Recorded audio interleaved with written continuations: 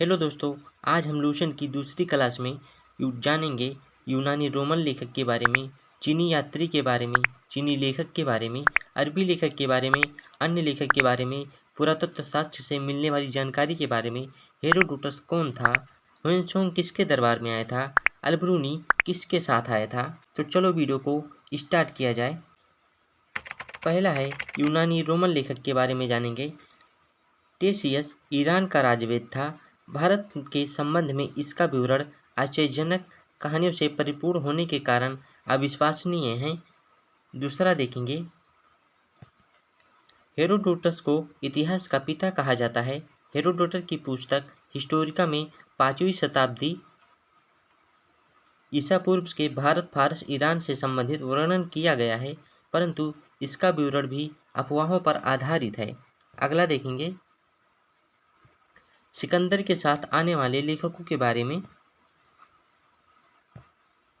निरियाकस, अंतियोक्रिस्टस तथा अस्ट्रिबुलस के विवरण पर आधारित प्रामाणिक एवं अविश्वसनीय हैं। मेगस्थनीज या सिल्युकन निकेटर का राजदूत था। चंद्रगुप्त मौर्य के राज दरबार में आया था।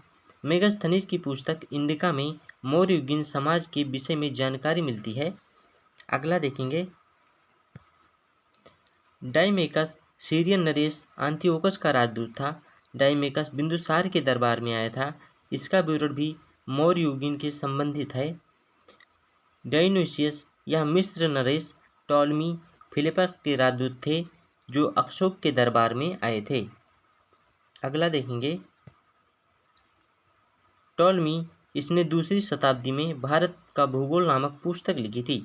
8वां है प्लिनी, इसने प्रथम शताब्दी में नेचुरल हिस्ट्री नामक पुस्तक लिखी। इसमें भारतीय पशुओं, पेड़ पौधों, खनिज पदार्थों आदि के बारे में विवरण मिलता है। अगला देखेंगे, चीनी यात्री के बारे में। पेरिप्लस ऑफ द एथ्रियन सी, इस पुस्तक के लेखक के बारे में जानकारी नहीं है। यह लेखक करीब 80 ईस्वी में हिंद महासागर की यात्रा पर आया था। इसने उस समय के भारत के बंदरगाहों तथा व्यापारिक वस्तुओं के बारे में जानकारी दी है। अगला देखेंगे, चीनी यात्री के बारे में। फाहियान गुप्त नरेश चंद्रगुप्त द्वितीय के दरबार में आया था। इसने अपने विवरण में मध्य प्रदेश के समाज जनता की सुख एवं समृद्धि बताया। यह 14वें वर्ष तक भारत में रहा है। संयुगन यह 518 ईस्वी में भारत आया था। इसने अपने 3 वर्षों तक बौद्ध धर्म जानकारियाँ एकत्र किए। ह्वेनसोंग यह हर्षवर्धन के शासनकाल में भारत आया था। ह्वेनसोंग 629 ईस्वी में चीन में भारत आया था। भारत में 15 वर्षों तक ठहरकर 645 ईस्वी में चीन लौट गया। यह बिहार के नालंदा विश्वविद्यालय में अध्ययन करने तथा भारत से बौद्ध ग्रंथों का एकत्र कर ले जाने के लिए आया था। ह्वेनसोंग की पुस्तक सिवक्यू में 138 देशों का विवरण मिलता है। हर्षकालीन समाज, धर्म तथा राजनीति के बारे में वर्णन किया गया है। इसके अनुसार सिंध का राजा शूद्र था। ह्वेनसोंग ने बुद्ध की प्रतिमा के साथ साथ सूर्य और शिव की प्रतिमाओं का भी पूजा किया था। उस समय नालंदा विश्वविद्यालय के कुलपति आचार्य पीलभद्र थे। यह विश्वविद्यालय बौद्ध दर्शन के लिए प्रसिद्ध था। इब्न सिंह यह 7वीं शताब्दी में अंत में भारत आया था। इसने अपने विवरण में नालंदा विश्वविद्यालय, विक्रमशिला विश्वविद्यालय तथा अपने समय के भारत का वर्णन किया है। अरबी लेखक के बारे में जानेंगे। अलब्रूनी महमूद गजनबी के साथ भारत आया था।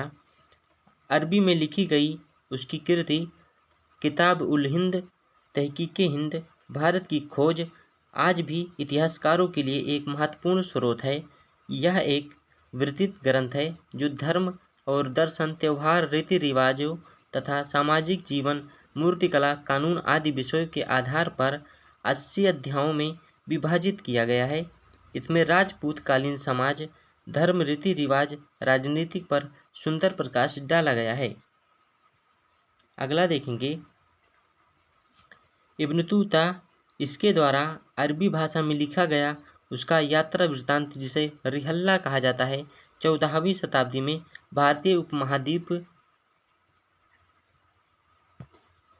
के सामाजिक तथा संस्कृति के जीवन विषय में रोचक जानकारियां मिलती हैं।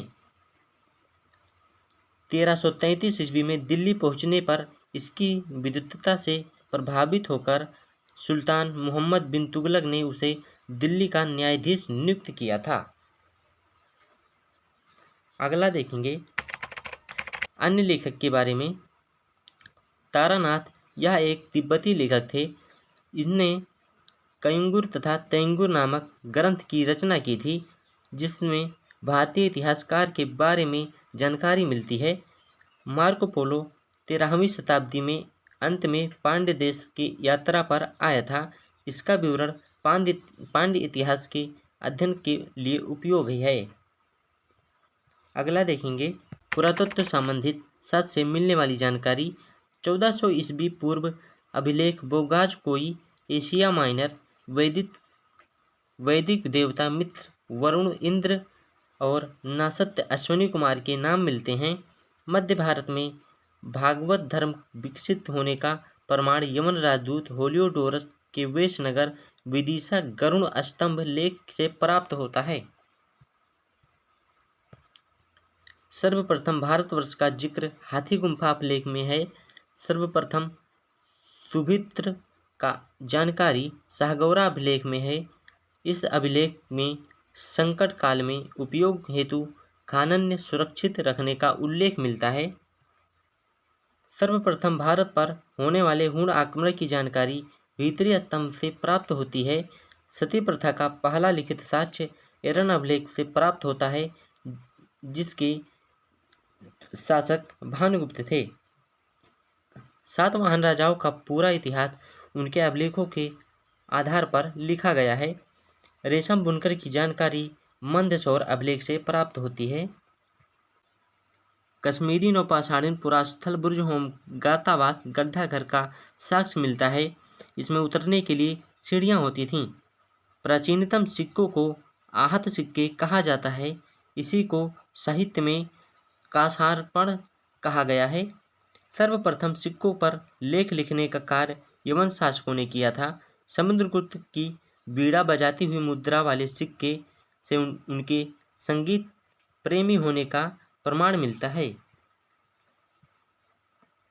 अरिगमेडु पुंडीचेरी के निकट से रोमन सिक्के प्राप्त हुए हैं।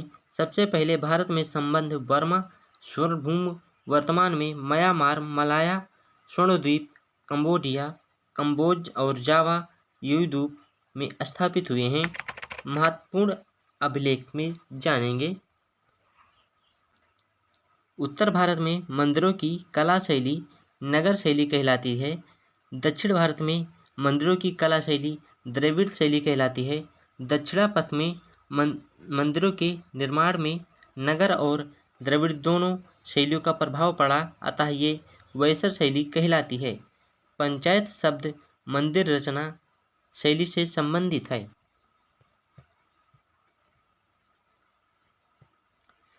एक हिंदू मंदिर तब पंचायतन शैली कहलाता है जब मुख्य मंदिर 4 सहायक मंदिरों से घिरा होता है। पंचायतन मंदिर के उदाहरण हैं कंदरिया महादेव मंदिर खजुराहो में, ब्रह्मेश्वर मंदिर भुवनेश्वर में, लक्ष्मण मंदिर खजुराहो में, लिंगाराज मंदिर भुवनेश्वर, दशावतार मंदिर देवगढ़ उत्तर प्रदेश, गोंडेश्वर मंदिर महाराष्ट्र में।